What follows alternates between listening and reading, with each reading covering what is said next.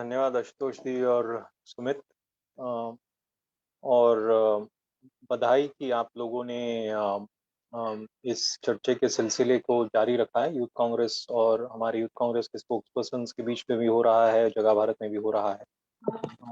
मैं दोनों से बहुत करीब से जुड़ा हूँ और मैं बधाई देना चाहता हूँ कि आपने इस चर्चा और समझ के सिलसिले को जारी रखा है। तो thank you all very much. Pleasure to be here. तो without any further formality, because ultimately my family, कोई औपचारिकता के बगैर मैं सीधे विषय पे आता हूँ। मैं दोनों हिंदी और इंग्लिश दोनों में बोलने का प्रयास करूंगा। Try to speak both in Hindi and English. My request is on my friends, keep yourself muted please. सभी हाँ, को सभी से अनुरोध है दरख्वास्त कि है कि म्यूट आप रखें अपने आप अपना को। अपना माइक म्यूट हो, ये थोड़ा सा देखें। और सुमित से रिक्वेस्ट है कि मुझे होस्ट बना दे। जी सर। सो ये obviously ये चुनाव के परिणाम हमारे अपेक्षाओं के अनुसार नहीं थे। उससे काफी डिसअपॉइंटमेंट हम सभी को हुआ है, इसका कोई दो राय नहीं है। सुरेंद्र चौबे जी म्यूट कर लीजिए। तो आप सभी को मैं नाम लेके पुकारूंगा, तो जिसको होने के पहले आप खुद ही सचिन म्यूट जी, कर एक मिनट, आप शुरू करने से पहले फिर ये थोड़ा टेक्निकल हम लोग सॉर्ट आउट कर लेते हैं। एक ही मिनट। सुमित, मुझे आप बनाइए होस्ट ना, मैं कंट्रोल कर। जी सर, जी सर।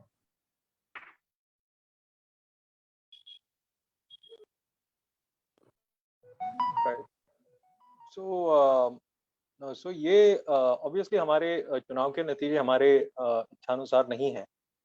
काफी डिसअपॉइंटमेंट है उसके लिए, उसके साथ। लेकिन उसी के साथ एक हमें समझना बहुत जरूरी है कि हम शायद इस देश के राजनीतिक आर्किटेक्चर जो है अ, उसका भी एक बहुत बड़े संघर्ष के बीच से गुजर रहे हैं। इसके बारे में हम बात भी करते हैं, सेवाग्राम में भी हमने बात किया है इसके बारे में कि एक देश भविष्य देश किस आधार पे बनेगा, इसका भी एक संघर्ष साथ साथ चालू है। चुनावों का संघर्ष तो चालू ही है, इसी के साथ देश के आधारशिला का भी संघर्ष है, आर्किटेक्चर का भी संघर्ष है। सो obviously the election results were not up to the mark. A lot of us are deeply disappointed by it. But what I want to continuously remind everyone is that alongside the struggle, election to election struggle that we're in the middle of, we discussed this in Sevagram and another. Sachin ji, हाँ, Yeah, we are also in a struggle for the future of India. We are also in the middle of a struggle for the architecture of India. We have to constantly also keep an eye on that battle. उस संघर्ष पे भी हमारा एक नजर हमेशा होना है। तो नहीं तो क्या होगा कि उस संघर्ष को पहचाने बगैर हम सिर्फ चुनावी संघर्ष में अपनी भूमिका निभाते रहेंगे, तो हो सकता है कि हम कोई बड़ा चीज हमसे छूट जाए जो उस संघर्ष के लिए बहुत जरूरी है। तो ऐसे ही जब मैंने ये चुनाव के बाद में ये जो राष्ट्रीय विकल्प, नेशनल ऑल्टरनेटिव की बात सब तरफ सुनी, तो मेरे को समझ में आया कि वो संघर्ष जो है, राष्ट्र आधारशिला का जो संघर्ष है, वो अपना अपना अपने आप को घुसेड़ने के बीच में प्रयास कर रहा है। So when I heard this business about national alternative and suddenly everyone is doing media buzz national alternative, I realized that this architectural struggle is also among us, right? So I thought I'd share some thoughts with you about this idea and its politics. इस विचार, ये राष्ट्रीय विकल्प का विचार और उसके राजनीति के बारे में मैं थोड़ा सा आपके बीच में मेरे कुछ ख्याल रखना चाहता हूँ, एंड आपके भी ख्याल सुनना चाहूंगा। साथ मिलकर हम एक नया समझ बनाने का प्रयास करेंगे। और मेरा सब साथियों से रिक्वेस्ट है कि कम से कम सुन तो लो 15-20 मिनट, फिर सवाल पूछना चालू करो। है ना? नहीं तो क्या मजा है। ओके, सो दूसरा, और क्योंकि मैं जानता हूँ कि यूथ कांग्रेस के हमारे साथी ज्यादा काफी प्रवक्ता वगैरह हैं, तो ये बातें आपके डिबेट्स और अलग जगह पे भी उठेगा। तो मैंने सोचा कि कुछ आपके बीच में समझ रखूं जो शायद आपके जवाब देने में काम आए। So I felt I'd keep some thoughts among you which will help you in giving answers in the many debates that our youth Congress friends go to. So firstly, what we have to recognize is that this is now a new buzzword, national alternative, and it's a media fueled frenzy.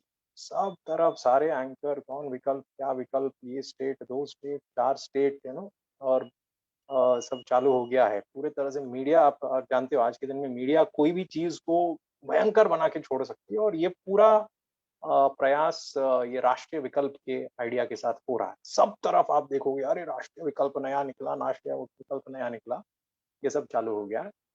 And एक बार वो मैदान खुल गया तो उसके लिए बहुत सारे दावेदार भी निकल आए। पंजाब में जीतकर आम आदमी पार्टी राष्ट्रीय विकल्प बन गया, बंगाल में जीतकर टीएमसी राष्ट्रीय विकल्प अपने आप को मानने लग गया। एक थर्ड फ्रंट बन रहा है बहुत सारे पार्टियों का। यहाँ तक कि हमारे पार्टी के अंदर ही एक गुट है जो अपने आप को एक नया राष्ट्रीय विकल्प बनाने जा रहा है। Anyway, so there are many contenders for this idea now that this thing has opened up, now that the media started picking this up. Suddenly everyone has decided that they also want to be part of this. So we have Aam Aadmi Party, we have TMC, we have Third Front, we have even some people in the Congress Party who have decided that they must now project themselves as a national alternative. So all of these things are happening. Right? But this is not a light concept. It's a very, very important concept. So I wanted to spend some time just reflecting on what it actually means. लेकिन concept बहुत गंभीर है, हल्का नहीं है, खोखला नहीं है, लेकिन इसको समझना पड़ेगा कि ये होता क्या है।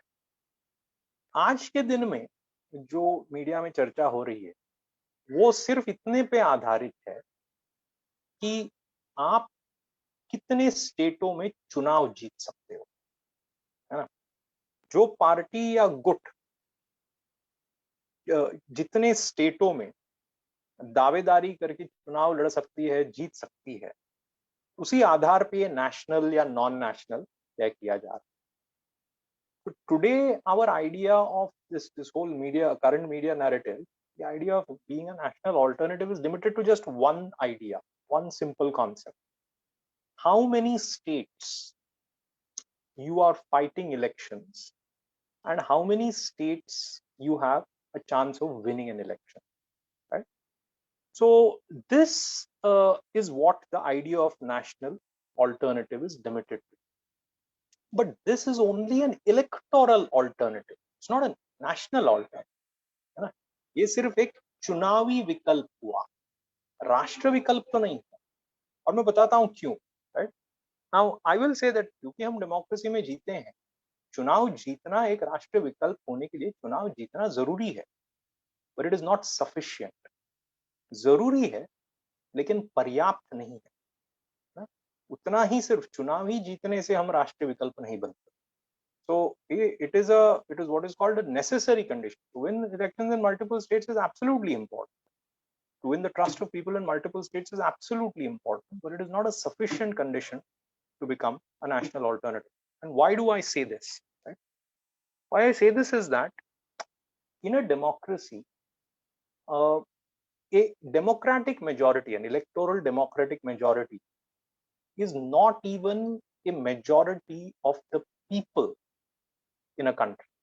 Right? What is the percentage you need to win an election? It can vary by 30%, 40% के साथ आप चुनाव जीत सकते हैं। इसमें मैं क्यों बोल रहा हूँ कि सिर्फ एक चुनावी विकल्प बनने से आप राष्ट्रीय विकल्प नहीं बनते, क्योंकि चुनाव जीतने के लिए आपको कई स्टेटों में 30% वोट शेयर के साथ आप जीत सकते हैं चुनाव, है ना। लगभग 60% वोट गिरता है, उसका भी आपको अगर 30% मिलता है तो यू आर अंडर, पूरे पॉपुलेशन का आपने कम से कम ज्यादा से ज्यादा 15 या 20% लोग ही आपका समर्थन कर रहे हैं। तो 20% लोगों का वोट लेकर एक सरकार बनाना, राष्ट्र विकल्प बनना नहीं होता। Right, to take 15 to 20% of the population's vote and to make a government does not make you a national alternative. So then what would it mean to be a national alternative? तो वे राष्ट्रीय विकल्प बनने के लिए का मतलब क्या होता है? तो ऑब्वियसली राष्ट्रीय विकल्प यानी कि पूरे राष्ट्र का, पूरे नेशन का आपको प्रतिनिधित्व करने की इच्छा होनी चाहिए। Right? So when you are saying national alternative, the word itself implies that you have to have the desire to represent the entire nation, not just some part of it for your electoral convenience. आपके चुनावी convenience के लिए, है ना, उसका कुछ हिस्से का प्रतिनिधित्व करके आप राष्ट्रीय विकल्प नहीं बनते। राष्ट्रीय विकल्प बनना है तो पूरे देश की प्रतिनिधित्व करने की इच्छा शक्ति आप में होनी चाहिए। और इसका मेजर क्या है?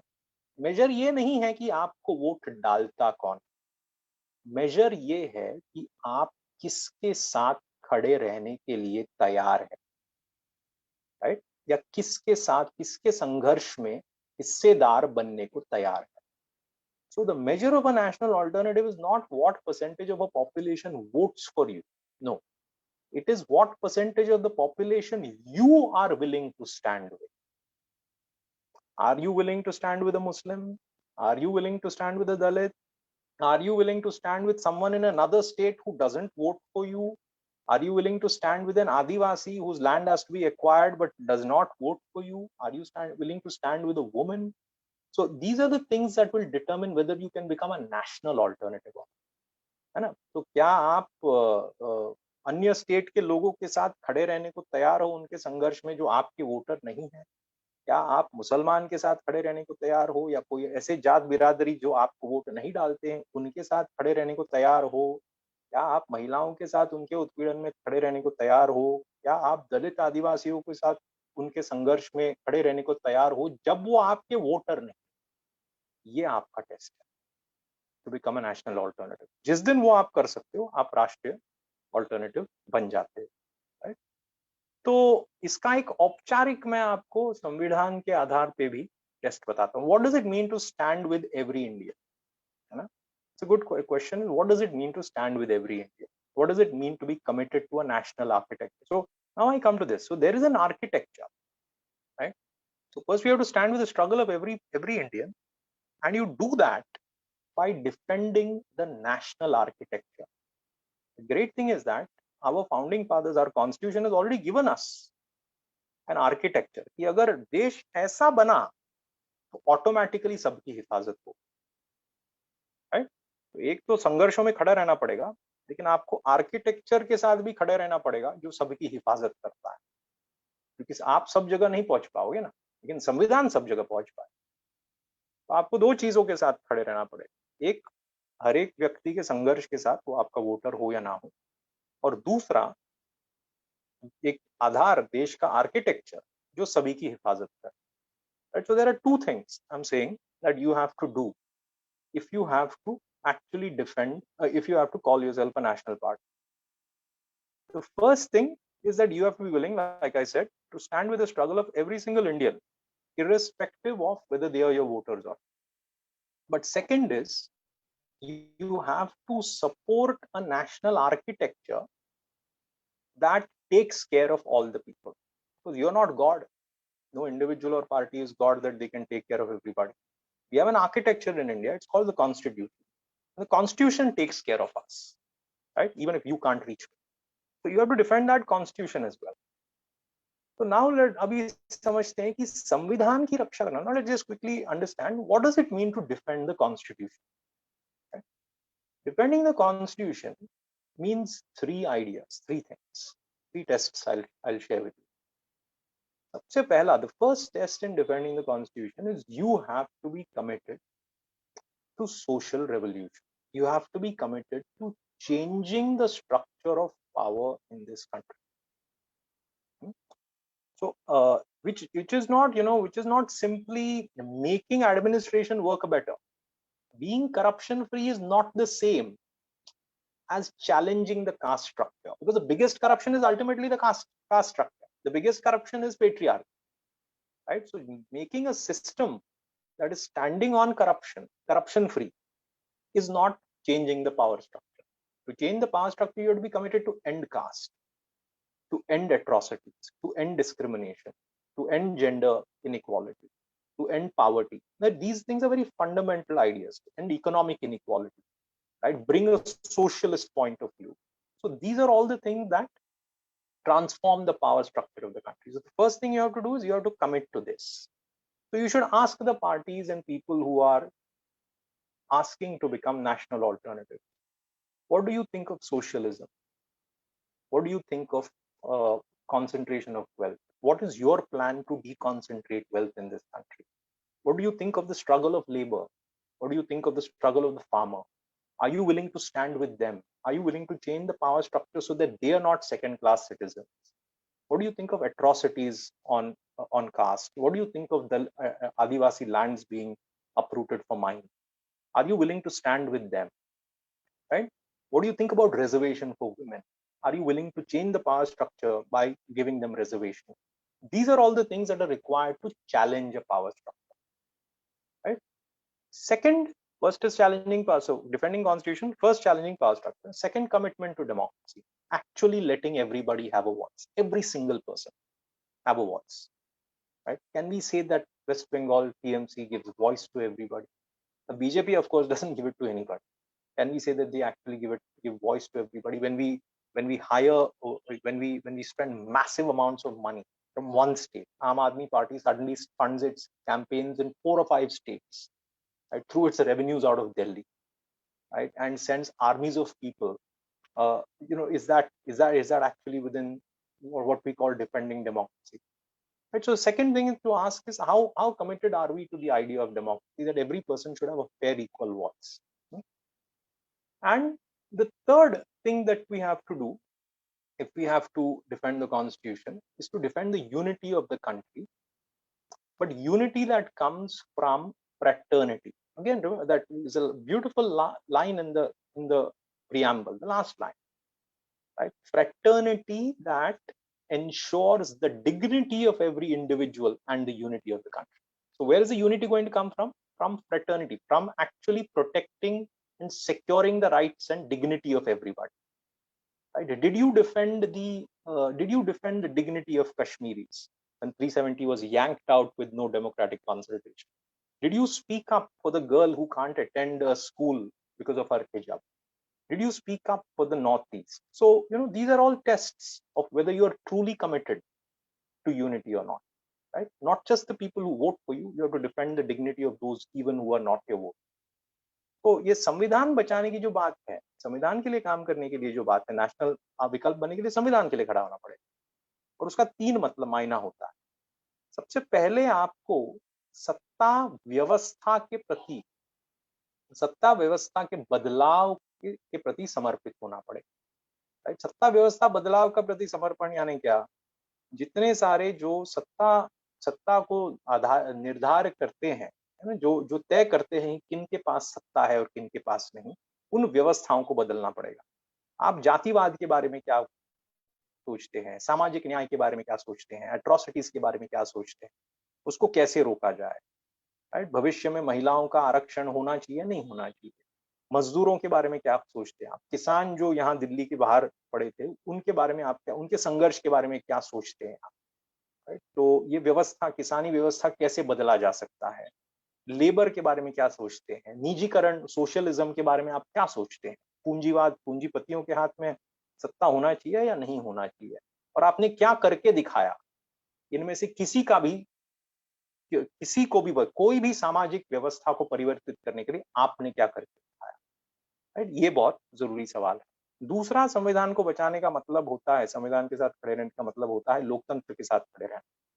और लोकतंत्र सिर्फ चुनाव नहीं होता। लोकतंत्र यानी लोकतंत्र की प्रक्रिया, और पूरे लोकतंत्र यानी हर एक भारतीय की आवाज का संरक्षण करना लोकतंत्र होता है। जब भी बिगर किसी लोकतांत्रिक प्रक्रिया की 370 कश्मीर से हटाया गया, आपकी क्या भूमिका थी? आपने से जितने पार्टी है सबकी भूमिका देखती, अपने स्टेट में लोकतंत्र बचाना। कश्मीरियों के का लोकतंत्र हट जाए तो हमें फर्क नहीं पड़ता, राइट? या बंगाल में आज हालत देखिए आप, कोई भी चुनाव सही मायने में हो नहीं पाता, राइट? तो इसको लोकतंत्र को बचाना नहीं कहते। और तीसरा, संविधान के साथ खड़ा रहना, तो आपको देश की एकता के लिए प्रतिबद्ध रहना पड़ेगा। एकता कैसे? वो जो हर एक इंसान के गरिमा के संरक्षण से निर्मित है। तो वो जो हिजाब पहन के लड़की को स्कूल से बाहर किया गया कर्नाटक में, उसके बारे में आपने क्या बोला? कुछ हिम्मत की बोलने की आपकी? अन्य जगहों पे जहां लोग कुचले जा रहे हैं, उनके बारे में आप क्या सोचते हैं? कुछ बोलना चाहेंगे आप?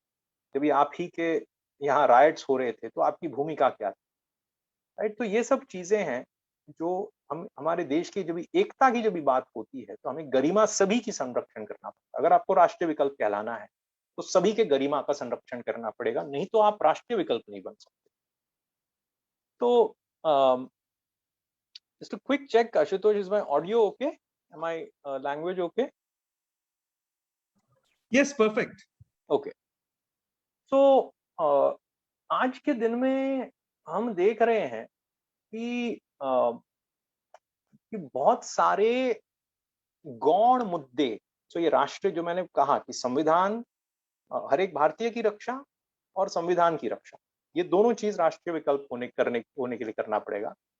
इनके वजह में बहुत सारे गौण मुद्दे फैलाए जा रहे हैं, राइट? और सारे गौण, यू नोटिस, इनमें इनके मुकाबले मैं जो बता रहा हूं वो मुद्दों का कोई अस्तित्व नहीं। कौन सा? एक तो बेसिकली हम बीजेपी को हरा सकते हैं, राइट? तो ये एकमात्र करने के, आप कुछ भी बीजेपी को हराएंगे तो आप राष्ट्रीय विकल्प बन गए, राइट?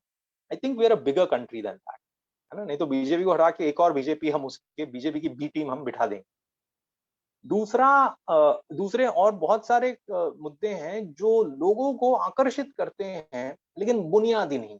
स्वच्छता, राइट? ये बीजेपी का दिया हुआ है। दूसरा, आम आदमी पार्टी का करप्शन फ्री, या हम स्कूल अच्छे चलाएंगे।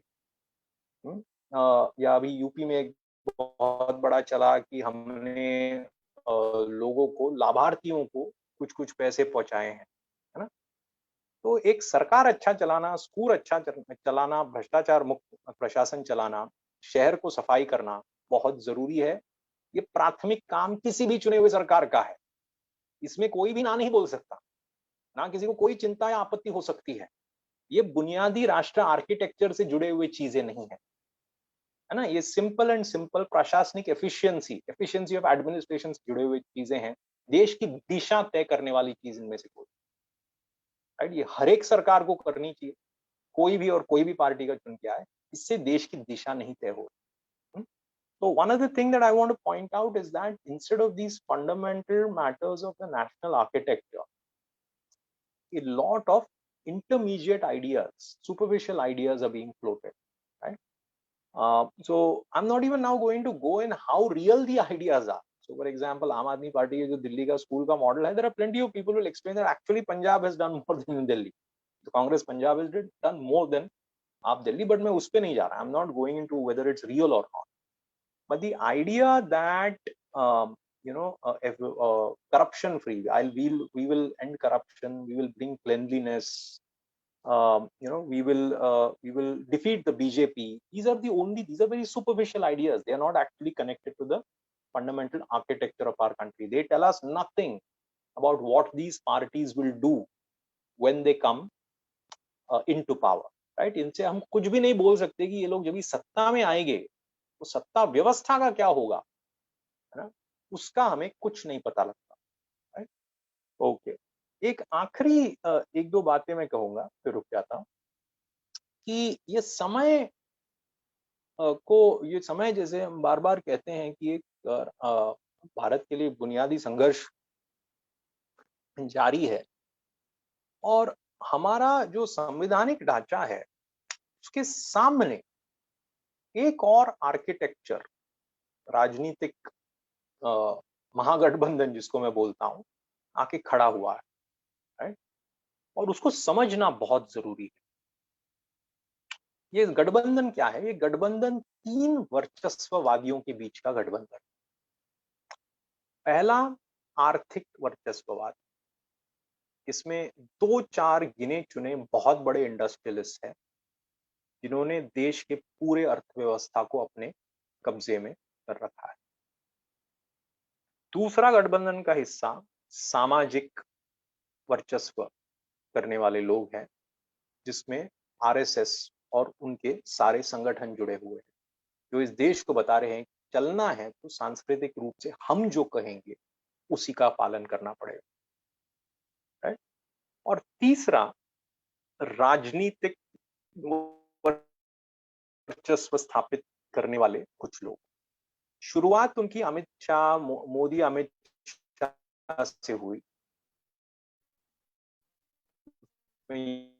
योगी सब जुड़ गए, लेकिन अभी वहां तक सीमित नहीं है, बहुत सारे लग गए। तो ये 3 वर्गों का गठबंधन ये देश चला रहा है। कौन से 3 वर्ग है? एक वर्ग भी नहीं, 3 बहुत छोटे गुट है।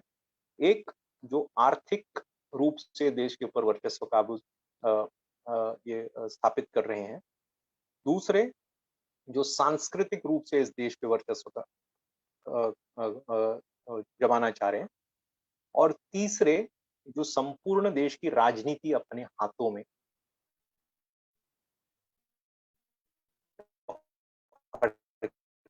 रखना चाह रहे हैं।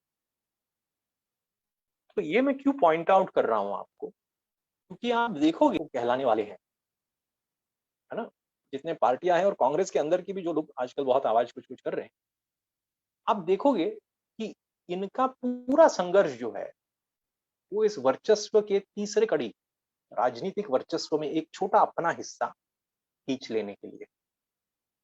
उनका कोई मुकाबला सांस्कृतिक और आर्थिक रूप से इस देश को वर्चस्व करने वालों के साथ नहीं है। ना उनके बारे में कुछ बोलेंगे, ना उनका कोई मुकाबला करेंगे, ना उनको किसी किस्म की परेशानी देते। इसीलिए वापस भी उनको वहां से कोई रिएक्शन नहीं मिलता है। इनको इनसे लड़ती है सिर्फ और सिर्फ थोड़ी बहुत बीजेपी लड़ती है, बाकी वो ये आरएसएस और पूंजीवादपति है, इनसे कोई परहेज नहीं, क्योंकि उनके लिए तो ये सब एक ही है, right. So what we have to understand important, this I've explained this it's a coalition right now. This country has been captured by an alliance of three types of powers. One seeks utter economic hegemony, complete concentration of economic power in a few hands. Second seeks cultural hegemony, right? The complete concentration of our cultural life, our thinking, our imagination by a few people, which is the RSS and its organizations. And third is political hegemony of a handful of massively powerful politicians who take over countries, ministries, and states. Now, the reason I point this out is that all of these people who are saying that we are national alternatives, their entire politics is to find a small place for themselves in this third political hegemony section. They don't disturb either the economic or the cultural imperialists of this country in the least. So therefore, you see nothing said by any of these parties against big industrialists or the RSS. And in return, the RSS and industrialists do not disturb them. In fact, I'm sure most of them support them wholeheartedly, right? So therefore, these people who are calling themselves national alternatives today, they have no vision, imagination, or interest in defending the constitutional architecture. Why? Because all they are seeking is an accommodation in this new architecture that has emerged in India. मेरा कहने का सार क्या है कि ये जो आज राष्ट्रीय विकल्प के रूप से अपने आप को प्रस्तुत कर रहे हैं, इनको संवैधानिक आर्किटेक्चर को डिफेंड करने में कोई इंटरेस्ट नहीं। क्यों? क्योंकि इनकी राजनीति सिर्फ यहां तक सीमित है कि ये आज नया निर्मित जो गठबंधन है, वर्चस्व का गठबंधन है, उसमें अपना एक हिस्सेदारी हमें मिल जाए। तो ये किसी तरह का संवैधानिक संघर्ष में आगे नहीं हो सकते। हाँ, अब मैंने बहुत कुछ बोल लिया, लेकिन आखिर में कोई है क्या राष्ट्रीय विकल्प? मैं बहुत गर्व के साथ, फख्र के साथ ये कहता हूं कि अगर एक कोई व्यक्ति है जिसको ये संपूर्ण रूप से समझता है और जो हर दिन इसके लिए काम करता है, मेहनत करता है, और अपने आप, अपने जान के सहित अपने आप को अगर कोई दावे पे लगाता है, तो वो राहुल गांधी है। So there is only one individual, I would say, who obviously there are millions of people who believe in all of this, but among the top political leaders of this country, there is only one person who is unambiguously clear about this struggle and unambiguously takes on all three forms of capture. Right? Rahul Gandhi एकमात्र व्यक्ति है जो तीनों किस्म के वर्चस्व का सामना कर हिम्मत से. Right? And that person is Rahul Gandhi, and it's a great pride for us to be working with him. Right? Number one. Number two, the Congress party is the only party that is that by its constitution is committed committed to defending the constitution. Congress party एकमात्र party है जो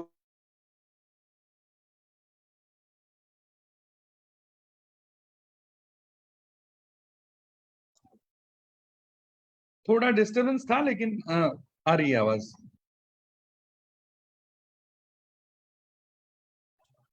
सचिन जी, थोड़ा disturbance था, लेकिन आ रही है आवाज आपकी।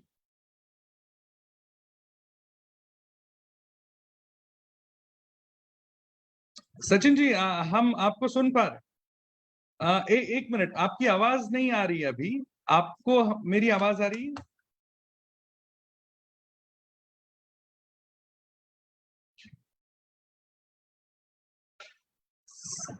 सचिन जी, आपको सुन नहीं पा रहे हैं हम लोग। सुन नहीं पा रहे हैं, आपका ऑडियो नहीं आ रहा। आप दिख रहे हो लेकिन ऑडियो नहीं आ रही।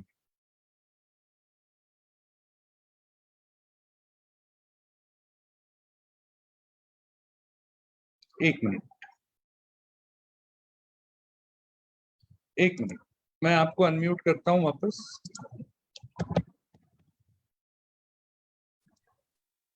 Okay, can you hear me now? Yes. Okay.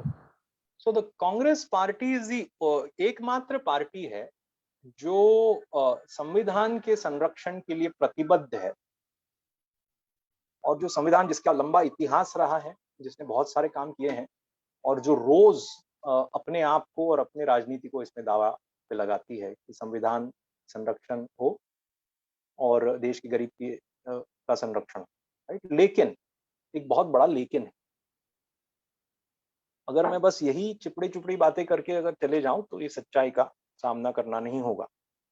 आप भी जानते हो और मैं भी जानता हूं कि पार्टी के भीतर भी आज इन चीजों के बारे में भयंकर विरोधाभास है, भयंकर रेजिस्टेंस है, और बहुत सारे लोगों को चुनावी हारों के बाद बहुत सारे लोगों को संशय होने लगा है कि हो सकता है हमारा पथ ही गलत हो, हमारा राजनीतिक रास्ता ही गलत हो, राइट। और वो तड़पड़ा के बहुत सारे अजीबोगरीब चीज कर रहे हैं, no doubt about that.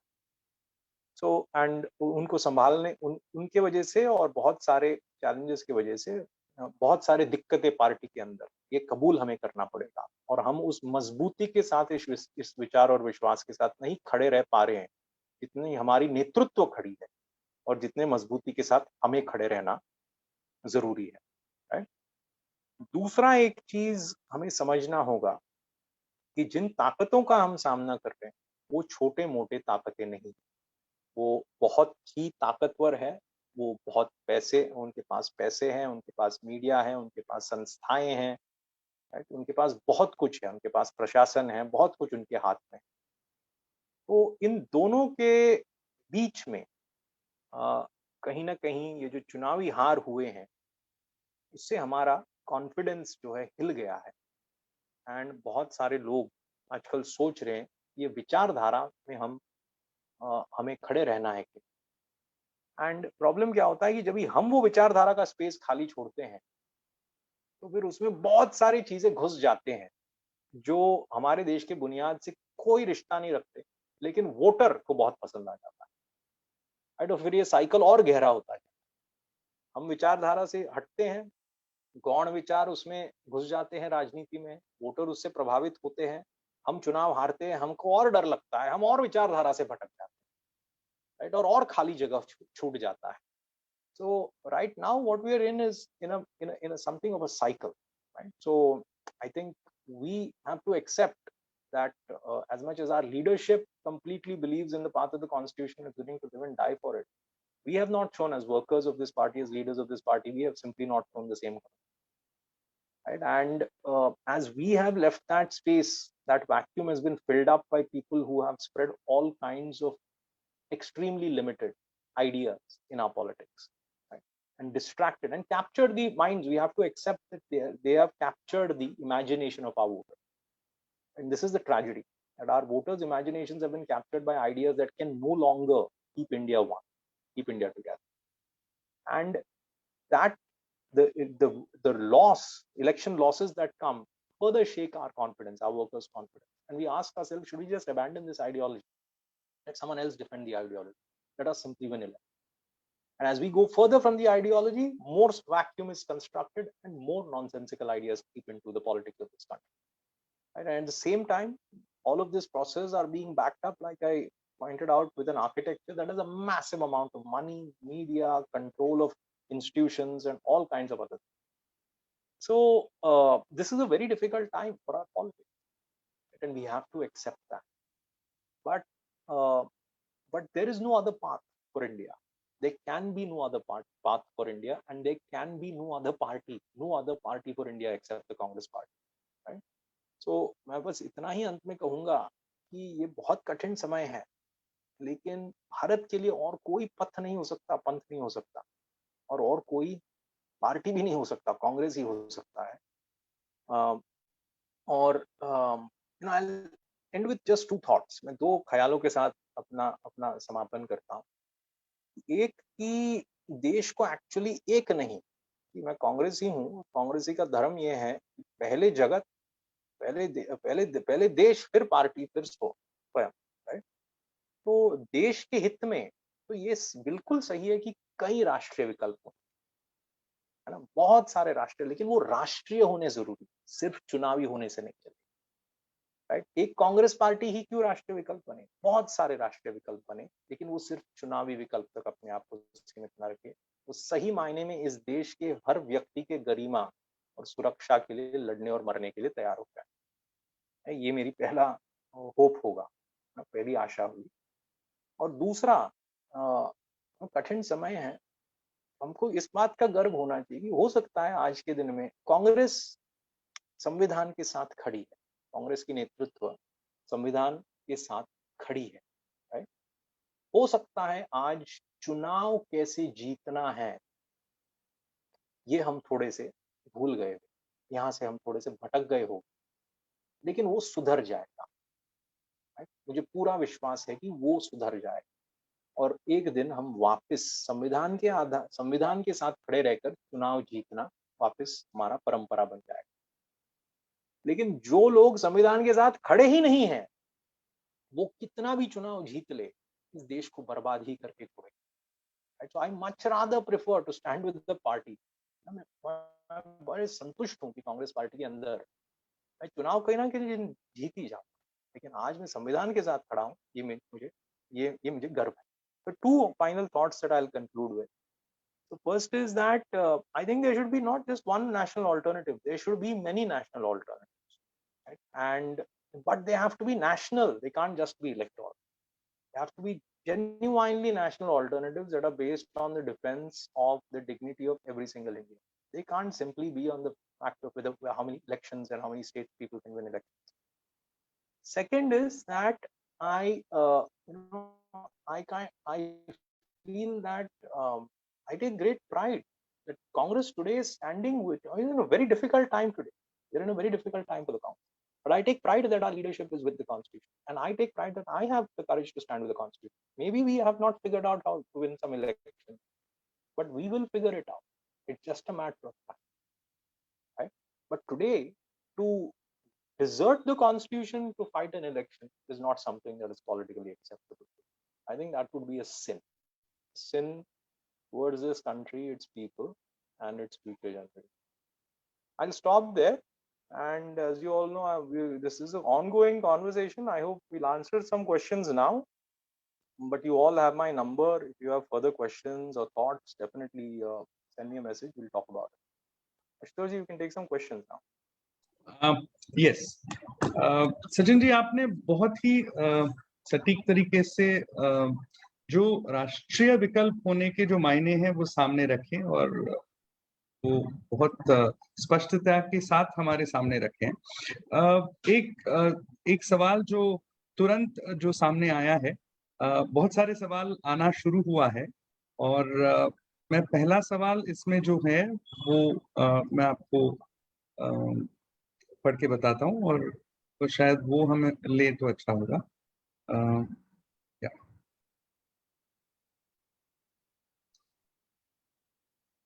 How do you see the role of Youth Congress in protecting the constitutional and constitution and fighting with three alliances of absolute power? Absolute power captured our country. So ये एक सवाल है. Youth Congress के role के बारे में वो स्पष्टता चाहते हैं, और जो आपने 3 मुद्दे कहे कि संविधान के साथ खड़ा रहना, भूमिका पर मैं इसका जवाब देता हूँ. आशुतोष जी, भाई सजेशन है 2-3 सवाल आप साथ में अगर पूछ ले तो ज्यादा अपन ले पाएंगे. But I'll try to answer this one for now. Maybe you can during that time you can go through questions. See, अभी यूथ का एक बहुत बड़ा भूमिका है. I'll tell you मैं frankly हमारे जनरेशन का प्रॉब्लम बताता हूँ. मैं 50 साल का हूँ, मैं बुढ़ा हो गया हूँ, है ना. और हमारा जो जनरेशन है अभी, हमको I call it a poverty of imagination. हम सब गृहस्थ है, हम ज्यादा रिस्क नहीं ले सकते. हम सबको सेफ रहना है, राजनीति में सेफ रहना है, जीवन में सेफ रहना है, चुनाव में सेफ रहना है ना. तो हम भगत सिंह नहीं बन सकते मेरे पीढ़ी के लिए, और ये देश को सिर्फ भगत सिंह ही अभी बचा सकता है. हमको थोड़ा सा वील नीड न्यू पीपल, क्रांतिकारी लोग जो एक नया इमेजिनेशन रख सके ना. We need people with new political ink of the system, है ना. तो हमें नए क्रांतिकारी लोगों की जरूरत है, और सिर्फ यूथ में मिल सकता है. Youth Congress is most important in this struggle. लेकिन बशर्ते मैं हमेशा हमारे यूथ साथियों को बोलता हूँ, आप एक पॉलिटिकल व्यवस्था का कर्मचारी बन के मत बैठ जाइए ना. सिर्फ ये पूछना कि मुझे क्या प्रोग्राम दिया है, कौन सा आंदोलन करना है, कहाँ धरना देना है, कहाँ रिपोर्टिंग करना है, यहाँ तक आपकी राजनीतिक कल्पना अगर सीमित रहेगी तो आप इस संघर्ष में अपनी भूमिका नहीं निभा पाएंगे. तो मेरा रिक्वेस्ट है कि आप ही बचा पाएंगे, और आपको अपना सोच क्रांतिकारी रखना पड़ेगा, और अपना सोच सही मायने में एक नया राजनीतिक कल्पना निर्माण करने में रखना पड़ेगा. सचिन जी, दूसरा एक सवाल आया है जीशान की तरफ से, और वो कह रहे हैं कि अगर हम भूमिका लेते हैं और उस भूमिका संविधान के साथ खड़े होते हैं, तो ऐसे दिख रहा है कि हमारा स्ट्रगल जो है वो बहुत डिफिकल्ट होते जाता है. और उन्होंने एग्जाम्पल दिया है, because we have to fight the economic cultural hegemony. If that is so, why do we see SP, AAP or RJD do well electorally but not the Congress? वो कह रहे हैं कि भूमिका लेने के बाद संविधान के साथ खड़े होने की. ओके. सो सी जीशान भाई, हमारा एक बहुत बड़ा प्रॉब्लम क्या है, हम सेवाग्राम में इसके बारे में लंबा चर्चा करते हैं. हमारी अभी राजनीतिक परिकल्पना चुनाव के दिन पे सीमित हो गई. हम ये भूल जाते हैं कि एट बेस्ट हम क्या सोचते हैं, चुनाव के दिन या चुनाव का कैंपेन का दिन या टिकट की घोषणा, या तो थोड़ा और हो तो फिर 3 महीने पहले अपन टिकट बांटना सब चालू होता है, प्रक्रिया, स्क्रीनिंग कमेटी बनती है, और वहां से हमारा पूरा विचार चालू होता है कि वो 3 महीने अपन कैसे मैनेज कर सकते. लेकिन बाकी 5 साल भी तो है ना. मेरा राजनीति में अंदाज ये है कि आप कितना लंबा काम करोगे, कितना लंबा आपका राजनीतिक विजन रहेगा, उतने कठिन आइडियाज, उतने पेचीदे आइडियाज आप लोगों के बीच में ले जाने का काम कर सकते हैं. जब तक हमारा राजनीतिक कल्पना सिर्फ चुनाव के इर्द गिर्द का ये होता है, तो वही हथकंडे जो चुनाव जीतने के लिए, वहीं तक हम सीमित रह जाएंगे. संविधान का कोई मायना उस राजनीति में नहीं रहेगा. संविधान का अगर मायना करना है तो पूरा 5 साल का राजनीति हमें लोगों के बीच में करना पड़ेगा.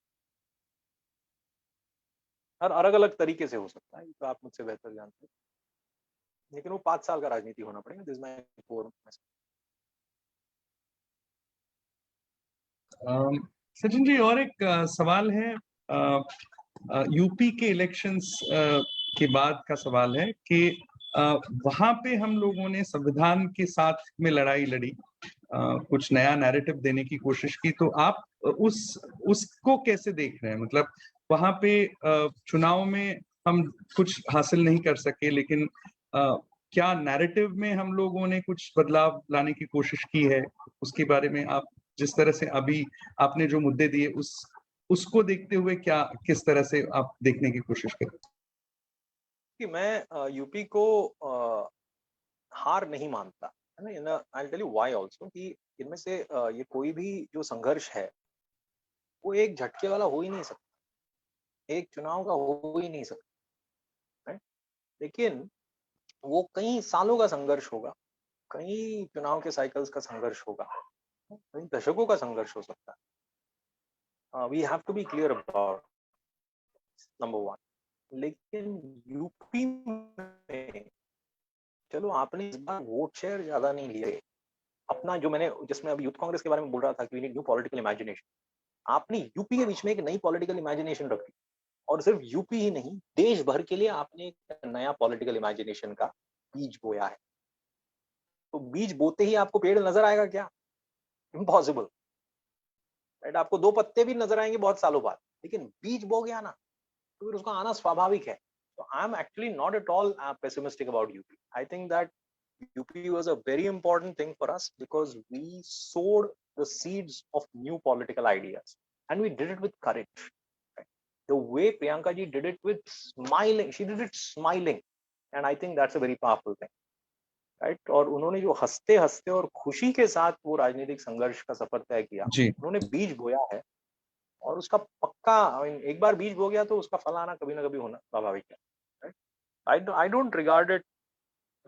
I don't see just the vote shares or the seats. I actually see that we established new political imagination, which is really very good. और एक सवाल है, दो सवाल मैं लेना चाहूंगा यहाँ पे। एक तो यहाँ पे दिख रहा है कि लोगों का ये कहना, एक दो सवाल इस तरह के हैं कि क्या कांग्रेस की विचारधारा कमजोर हुई है और उसके उल्टा भाजपा की सोच लोग ज्यादा पसंद करने लगे हैं, तो फिर हम संविधान के साथ डटे रहे तो उससे क्या होगा, क्या लोग हमारे साथ में आएंगे?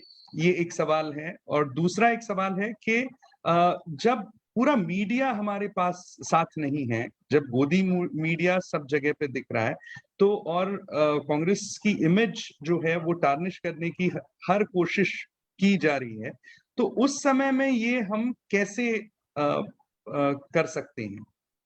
इस तरह के दो तीन सवाल यहाँ पे हैं इस मायने के। गुड। तो एक तो लेट्स बी वेरी क्लियर कि समझो जो विचारधाराओं के बीच में और चुनाव के लिए क्या करना पड़ता है, अक्सर लोग कबूल नहीं कर रहे तो क्या करना है, ये सब अक्सर पूछा जाता है। तो मैं आपके साथ एक वन वन थॉट, आपको पता है कि ये जो दिशा है ना, यहाँ पे अपन गाड़ी चलाते जाएंगे तो रोड तो स्मूथ है, लेकिन वो गड्ढा है और गाड़ी खाई में जाएगी और बर्बाद हो जाएगी, ये गारंटी है ना। ये कैसा रोड है? ये बीजेपी का रास्ता। ये रास्ता बहुत स्मूथ है, लोग भी कबूल कर रहे हैं, लेकिन लोग यानी चुनाव जीतने लायक लोग कबूल कर रहे हैं, लेकिन ये देश को गड्ढे में ले जाएगी, खाई में ले गाड़ी भी बर्बाद कर ये तय है ना। तो इस चूंकि ये रास्ता आसान है, इस पे तेजी से जाना ये मेरे लिए कोई क्या कहते हैं, प्रासंगिक नहीं हो सकता। It cannot be practical to drive a car very fast into a ditch because the best road leads there, है ना। कुछ तो मशक्कत करके एक नया रास्ता हमें निर्माण ही करना पड़ेगा, राइट। नया रास्ता निर्माण नहीं हुआ तो हम देश को नहीं बचा पाए, राइट। That's one. सो लेकिन दूसरा मैं आपको बोलता हूँ स्पष्ट रूप से कि मुझे नहीं लगता कि ऐसी लोग और हमारा जो विचारधारा है वो कमजोर नहीं हुआ है, हमने उसको जीना बंद कर दिया। लोगों के बीच में हम जरा अपने आप को टटोल के देखें, हम जीने की हमारी विचारधारा हिम्मत करते हैं कि मेरे ख्याल से जिस दिन कांग्रेसी बड़े पैमाने पे इस विचारधारा को जीने की हिम्मत करते, जो भी लोगों को भी वापस कांग्रेस याद आए। It's that simple. मैंने गांव में भी देखा, एक सही मायने कांग्रेस सबको समझ में आता है कि कांग्रेस क्या है। मोदी मीडिया हमारे खिलाफ है, 100% खिलाफ है, राइट। लेकिन हमारा सोशल मीडिया है, बहुत सारे काम हम करते हैं, लेकिन सबसे बड़ा हमारा ताकत होना चाहिए कि अगर जी के कोई चीज दिखाते हैं तो हमारी विश्वसनीयता स्थापित करके हम लोगों को याद दिला सकते हैं कि कांग्रेस क्या है ना। ये मार्ग इतना कठिन नहीं है जितना अंग्रेजों से लड़ना, याद रखना। 100 साल पहले तो ये अंग्रेजों के खिलाफ लड़ा गया था और वो भी कुछ कम नहीं थे इनसे। सीबी यादव जी का कहीं था कि एक क्वेश्चन था कि हम कांग्रेस कार्यकर्ता का विश्वास कैसे बनाए रखे। सीबी यादव जी, आप जो कर रहे हो ना देश भर घूम के ट्रेनिंग का काम, उसी से तो बरकरार होगा, है ना। ये संघर्ष लंबा है और मेरे ख्याल से सबसे बड़ी ताकत हमारी होगी कि हम अगर आपस में अपना पारिवारिक रिश्ता, संबंध, एक दूसरे के प्रति प्यार बनाए रखें, बीच का संवाद, चर्चा बनाए रखें, तो यही सबसे बड़ा, यही इसी से हम कार्यकर्ता को विश्वास दिला सकते हैं इस टाइम। और हम जो छोटे छोटे ट्रेनिंग कैंप करते हैं सर्वोदय, इसीलिए मैं इतना जोर देता हूँ सर्वोदय संकल्प, इसलिए मैं हाथ जोड़ के आप सबको बोलता हूँ, कराइए। 40 लोग, 20 लोग, 10 लोग भी साथ आए, 2 दिन साथ बिताइए, बात कीजिए इन चीजों के बारे में। लोगों की समझ बढ़ेगी, गंभीरता बढ़ेगी, विश्वसनीयता बढ़ेगी, एक दूसरे के प्रति प्यार बढ़ेगा, राइट। और ताकत एक दूसरे से दें। आशुतोष जी। सचिन जी, एक दो सवाल वक्त को देखकर एक आध या दो सवाल हम लोग ले सकते हैं। एक अर्जुन जी से सवाल है, केरला से हैं।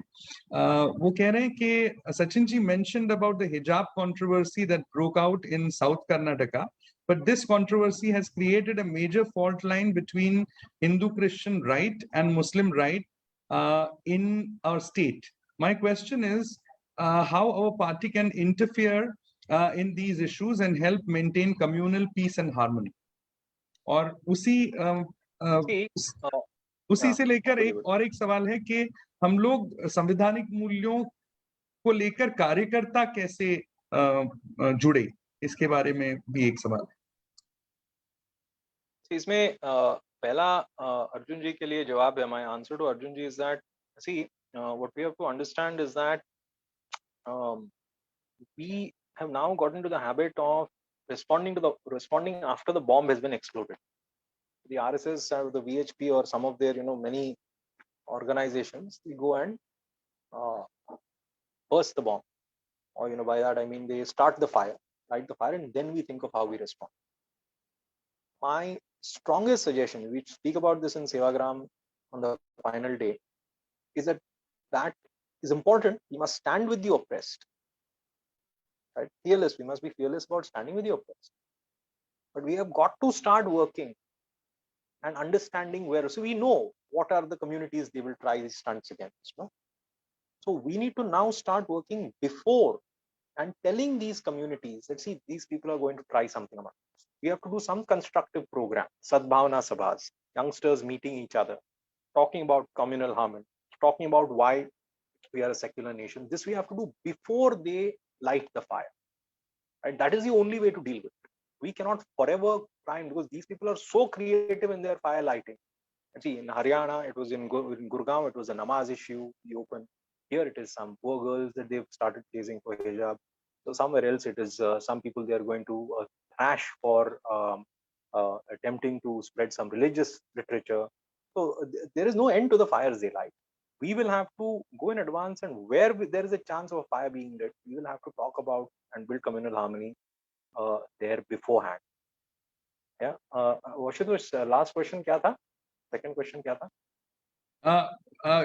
कम्युनल हार्मनी वही था कि कम्युनल हार्मनी के लिए एक युवा कांग्रेस का कार्यकर्ता के रूप में क्या क्या किया जा सकता है। इसके बहुत सारे रिसोर्सेज है, आप राम पुनियानी जी के काम को देखिए, बहुत सारे सद्भावना सेशंस है, यंगस्टर्स ना जिनका दिमाग में भूसा नहीं भरा है अब तक, उन सबको साथ बिठा के चर्चा करवाने का कॉन्वर्सेशंस हो सकते हैं। आपने कभी बहुत सारी चीजें हैं जो हमारे दिमाग में मिथ्या है कि ये लोग ऐसे ऐसे होते हैं, कभी बैठ के बात किया है, कभी मोहल्ले में गए हैं, राइट।